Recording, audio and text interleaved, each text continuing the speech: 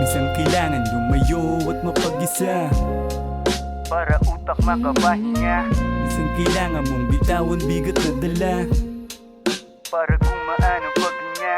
Laging kailangan tumayo pag nadarapa. Huwag kang matakot, bumalik ulit sa simula.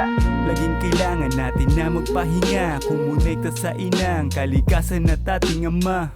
Umay na sa kapaligirang maingay, kaya tumakas sandali, lumayo sa ingay. Nag-iskapo na muna sa magulong syudad, panandali ang kalimutan ng realidad.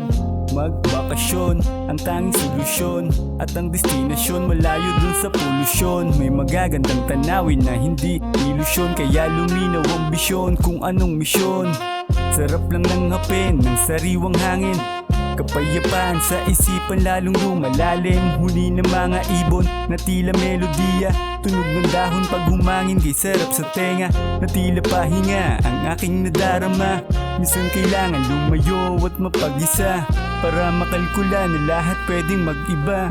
Labing mag-iiba pag utak na kapahinga. Minsan kailangan lumayo at mapag-isa para utak makapahinga. Minsan kailangan mong bitawan bigat na dala para gumaan ang paghinga. Laging kailangan tumayo pag nadarapa. Huwag kang matakot, bumalik ulit sa simula.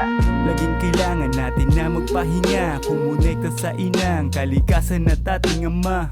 Pahinga saglit, tapos do it na ulit. Walang rason maging mahina, kaya malupit.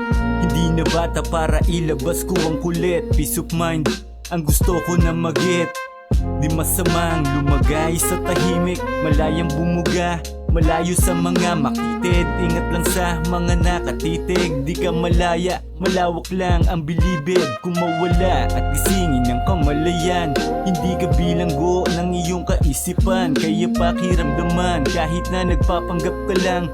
Di masamang magpahinga, di yung kabawasan. Huminga ng malalim, damahin sariwang hangin. Pumunta sa simbahan at ikaw ay manalangin. Kumonekta sa inang kalikasan at ating ama.